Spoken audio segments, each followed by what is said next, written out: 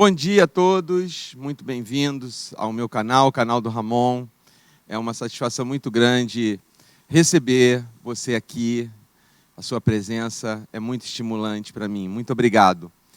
Muito bem, hoje nós vamos continuar nossas reflexões no tema central deste lugar aqui, que é sobre a pessoa de Jesus Cristo e os seus significados, seus desdobramentos para nós.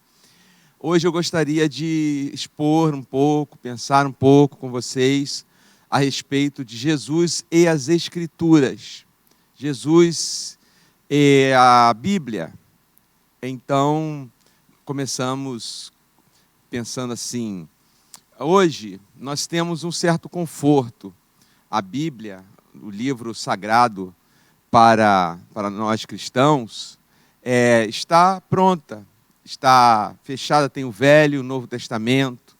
É quase que automático nós pensarmos na Bíblia, pensarmos em Jesus, pensarmos em toda a história do Velho Testamento e toda a revelação do Velho Testamento, depois a revelação em Jesus no Novo Testamento, tudo que foi escrito dos Evangelhos e as cartas e tudo, e o Apocalipse no Novo Testamento. Então, e temos esse conforto, essa segurança de tudo aquilo que está agregado, que tem valor, tudo aquilo que é importantíssimo para a fé, encontramos ali já praticamente, ou assim, com aquela sensação de que não há nada a ser pensado, nada a ser buscado, porque já está tudo ali pronto. Essa é a sensação.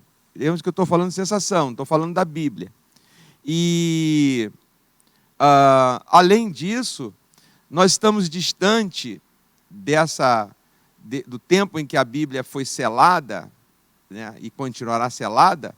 Estamos distante aí há 2000 anos de produção teológica, produção histórica, onde todo esse conhecimento, para chegar até nós com essa segurança, teve essa jornada, a leitura das Escrituras, a prática das Escrituras pela fé cristã, pelo cristianismo, teve esses 2000 anos de produção em cima dessa revelação das Escrituras. Então, por isso também nós temos esse senso de segurança. Nós nos sentimos seguros ao pegarmos e basearmos nossa fé no que está revelado, está escrito.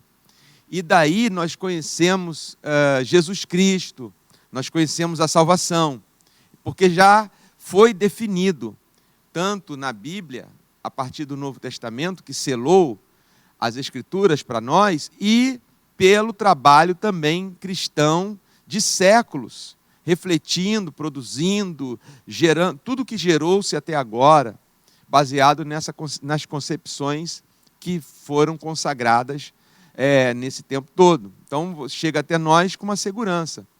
E agora eu quero dizer, voltando aos tempos de Jesus, que isso não era muito diferente nos tempos de Jesus. Por quê? Porque quando Jesus surgiu, e quando ele se apresenta, as Escrituras, para eles, já estavam definidas.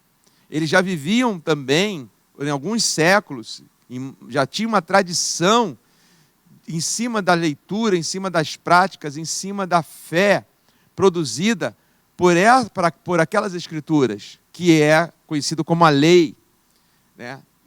Os Salmos, os profetas, a Torá, a lei que foi otorgada por Moisés ao povo. Deus deu a lei a Moisés e Moisés transmitiu ao povo.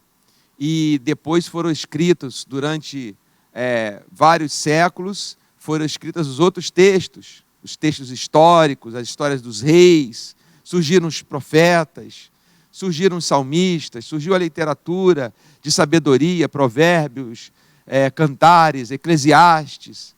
E tudo isso foi compor as Escrituras sagradas para aquele povo que recebeu esta revelação especial e guardou esta revelação especial durante séculos, até que surge este mestre, este rabi, este nazareno, este galileu chamado Jesus, e ele diz que ele é o Cristo das Escrituras. Meu Deus, e aí? Porque ele está dizendo o que durante esses séculos todos eles guardaram, exatamente esperando este Messias, este Cristo. Cristo quer dizer Messias. Cristo vem do grego e Messias vem do hebraico, a língua com a qual foi escrita a Bíblia, o Velho Testamento. Então eles esperavam o Messias ou o Cristo, e agora surge Jesus diante deles e diz: eu sou aquele que foi dito nas Escrituras, está escrito a respeito de mim e tal. Agora vocês imaginem o que isso deve ter causado, o que isso deve ter gerado, porque simplesmente parece... então aqui vamos tirar algumas coisas para a nossa reflexão hoje. Porque parece que Jesus está fora das Escrituras, para eles. Se a gente pensar pelo ângulo, pelo ponto de vista deles, parece que Jesus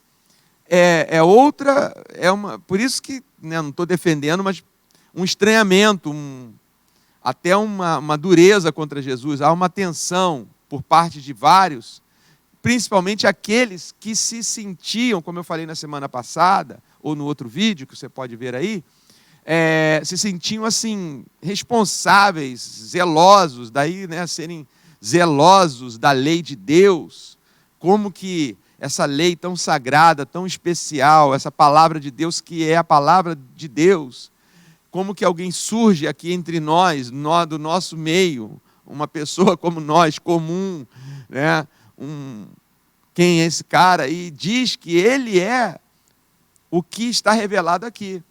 Porque eles liam as Escrituras não apenas para tirar informações, tirar histórias, para tirar moral, para tirar uma sabedoria. Desde, digamos, o reinado, desde o tempo de Davi, que veio esta noção messiânica para o povo judeu. Haverá um rei que se sentará eternamente no trono de Davi. Foi feita uma aliança, foi feita uma aliança de Deus, uma outra aliança agora conosco, além daquela de Abraão, aquela com Moisés, agora tem essa, e essa é de um reinado, é de um Messias, é de um líder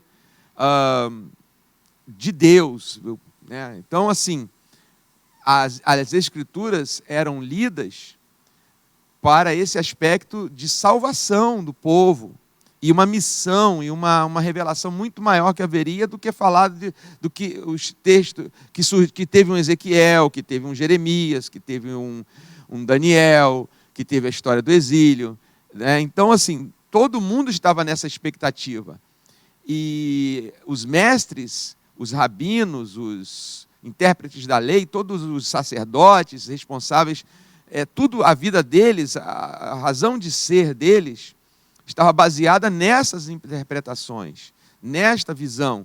Então, estou chamando a atenção para isso, para o impacto que deve ter sido quando Jesus se revela e diz que Ele é o novo templo, que Ele é o caminho, Ele é a verdade e a vida, que antes que Abraão existisse, Ele é. Não disse que Ele já era, Ele disse, antes de Abraão existir, eu sou, por isso que pegaram em pedras para o matar.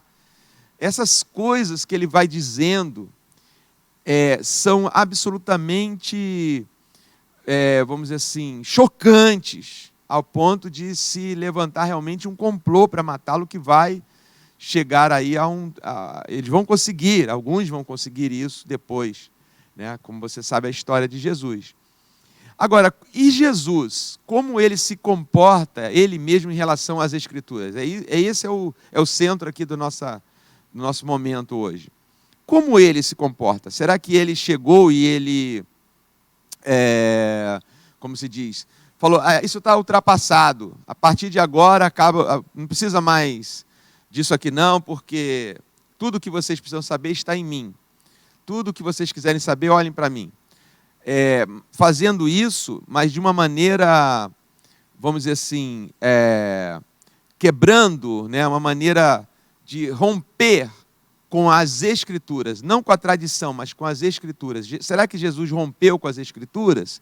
Será que Jesus, para se revelar, para se colocar, para trazer a si mesmo o foco da fé, de nascer, então, a visão, nascer ali, a certeza no coração e na vida das pessoas, que eles estavam realmente diante do Messias, do Cristo, do Salvador prometido, em pessoa, e a ficha cair, entender quem era? Será que para isso ele rompeu com as Escrituras, ele brigou com os intérpretes?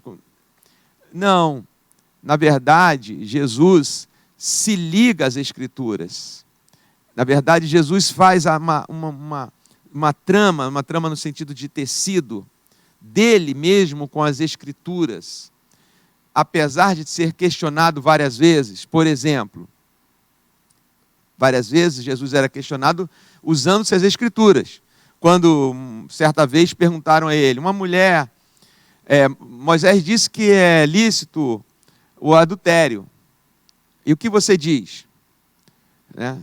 Então, eles estão confrontando ele com as Escrituras, com essa tradição deles, porque essas Escrituras, para eles, era a base da vida também. Eles estavam a base da vida para esperar o futuro, para esperar a salvação, mas para viver no dia a dia, para saber o que era certo ou não diante de Deus.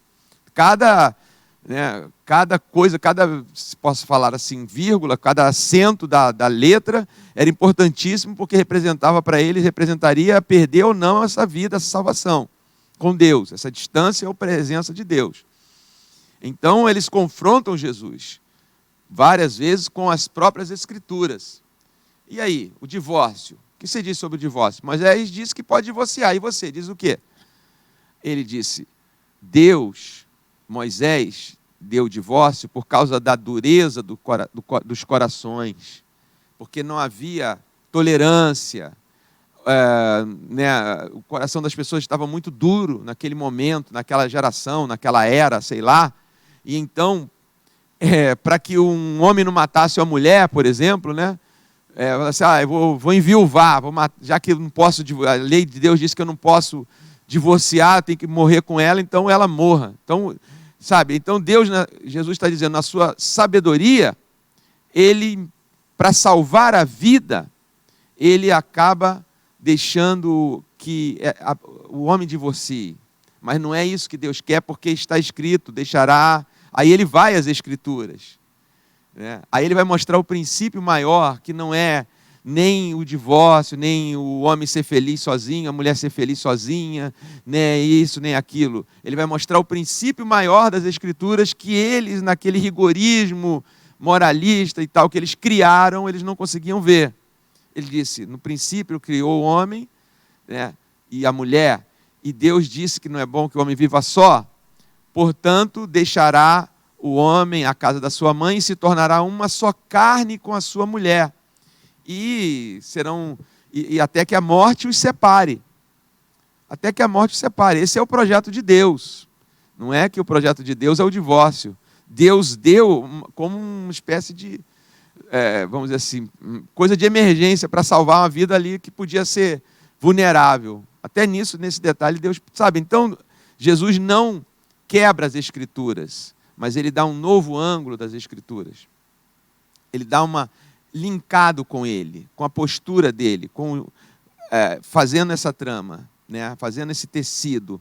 E também importante quando ele fala que ele vai mostrar que as Escrituras que viver as Escrituras não é simplesmente todo aquele viver aquele rigorismo todo, viver fazendo todas aquelas rituais o tempo todo, né? E sem uma paz na consciência, se realmente estava agradando ou não a Deus, se estava tendo uma vida melhor ou não com Deus, sem essa eterna dúvida, eu faço tudo isso aqui, segundo a lei, segundo os mandamentos, Veja, por exemplo, quando ele se encontrou com aquele jovem rico.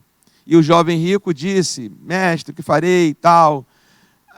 Eu guardo todos os mandamentos, faço tudo tal. E diz o texto que Jesus o amou. Jesus não o repreendeu, não ignorou, não o criticou, não chamou ele de fariseu, coisa nenhuma, mas disse assim: só falta uma coisa para você, meu filho. Vai, vende tudo que você tem, dá aos pobres e me segue. Aí o coração dele ficou triste. Você vê que apesar dele ser uma pessoa tão boa no cumprimento da lei, a lei não fazia aquele efeito que Jesus queria. Essa é a questão. Jesus vem mostrar que o cumprimento da lei é Ele, é a graça, né? É um novo modo de viver, é o reino de Deus que chegou, que não é aí que ele se liga, que ele se linka com as Escrituras mais profundamente, certo? Ele está dizendo para as pessoas: a revelação chegou e é um modo de vida, não desconectado das Escrituras, cumprindo as Escrituras. Ele diz: eu não vim para revogar a lei, eu vim para cumprir a lei. Mas as pessoas não entendiam isso. Como? Ele está cumprindo a lei? Aí fica, porque as pessoas ficam presas, ficavam e ficam presas, nós ficamos presos a isso, a gente, vamos dizer assim, a tudo aquilo que nos dá segurança interior, que é a mesma coisa que você acorda à noite, mudou o móvel da sua cama, o lugar onde você dorme, e aí você esquece onde acendia a luz, um novo caminho que o seu cérebro tem que traçar no escuro para chegar lá na tomada, sabe? Então, às vezes, você prefere não mudar nada, não mudar de lugar, né? Porque você fala: é muito trabalho, né? Eu achar essa luz, é melhor ficar assim, porque eu já sei onde está. Eu bato a mão aqui e acende a luz se eu precisar no escuro.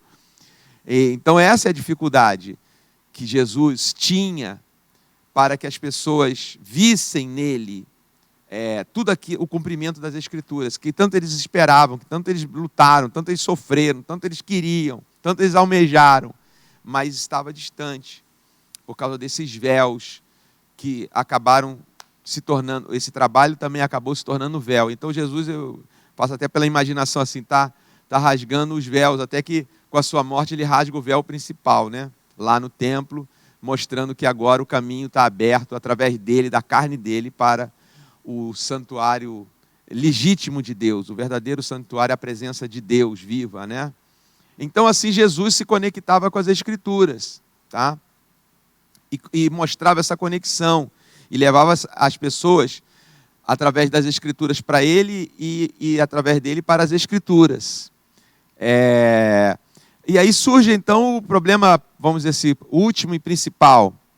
Bom, então você é o Messias? Ele é o Messias. Mas como nas Escrituras vamos saber que é você o Salvador, que é você o Messias? Ele usa as Escrituras, os textos de Isaías, ele se coloca, ele mostra ali que o que Isaías falava, o servo sofredor, aquele que padeceria, levaria o pecado de muitos, o meu servo. É assim que ele se apresenta.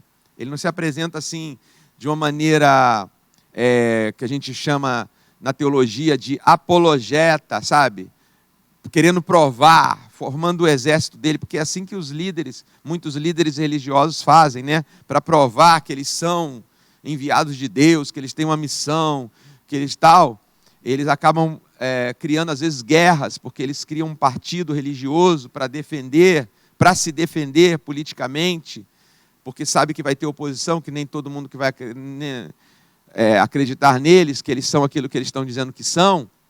Então, mas Jesus não foi esse tipo de líder de guerra, de apologia, mesmo para defender a verdade, ele mesmo, né? Ele se coloca nas Escrituras, dentro do campo das Escrituras, não sou Davi matando Golias, vamos supor, não sou, sei lá quem, um general Joabe lutando e derrotando inimigos, não sou Acabe, não sou nenhum rei aí lendário da nossa história, não sou Josué, o servo sofredor, aquele servo lá, aquele que a gente olha, segundo Isaías disse, olhamos e não vimos formosura nenhum, o Emanuel, né? O Deus conosco, que nasceu da mulher, que nasceu da virgem, uma fragilidade total, nascer de uma virgem, de uma adolescente, essa figura muito humilde, muito tal. Então, estou dizendo, é ele, a maneira dele ser, a maneira dele se revelar.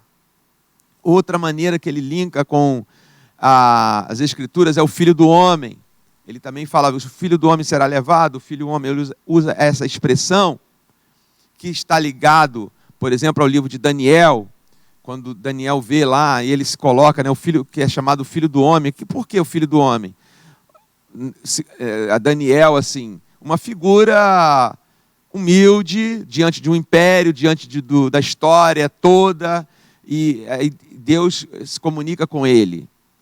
Então Jesus está dizendo também, da mesma maneira, né, o Filho do Homem. Vocês estão vendo uma pessoa, um ser humano, mas é esse ser humano que é mais do que um simples ser humano, um simples profeta, que Deus, o Pai, né, vai usar para a salvação da humanidade. Então você vê que a todo momento há esse vínculo com as Escrituras.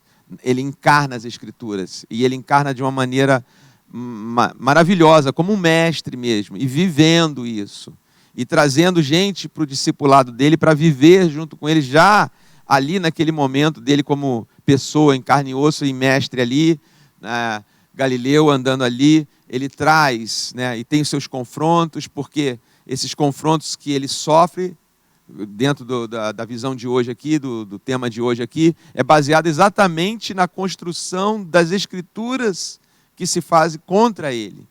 E eu acho que aí nós chegamos a esse momento, finalizando nossa reflexão aqui hoje, exatamente isso, porque precisamos, nos dias de hoje, dessa leitura da palavra de Deus, das Escrituras, com Jesus. Descobrindo nas Escrituras Jesus, e na oração, na caminhada com o espiritual, né, que as Escrituras vão dando, que o Espírito vai dando, nós vamos conhecendo Jesus, o Jesus das Escrituras. Não é o Jesus só da nossa tradição, o Jesus só da fé, que a gente tem já, como eu disse no início, bem firmado, bem com alicerce bom, uma construção boa, mas que muitas vezes nos impede de entrarmos mais profundamente, porque a gente às vezes fica, como eu disse, aquela história de acender a luz no escuro, mas na nossa segurança da tradição, na segurança do conhecimento, na segurança sei lá o quê, e às vezes temos aquele receio, ou consciente ou não, mas é necessário para que essa pessoa, né, tão necessária nos dias atuais, Jesus Cristo, que é o centro da fé cristã, possa não ser apenas uma tradição, vamos dizer assim, um ramo teológico da vida humana, chame como você quiser, né? O centro de uma religião, o líder da religião, a base de toda uma religião global, de milhões e milhões de seguidores, de todas as partes do mundo que seguem, algo mais, né? Então, fica aqui ao final, essa reflexão, que a gente possa, através da maneira como Jesus lidava com as Escrituras nos dias dele, e a gente possa aprender com ele atualmente, e quem sabe vê-lo cada vez mais claramente nos dias atuais. Muito obrigado, agradeço a oportunidade e até a próxima. Até o próximo vídeo.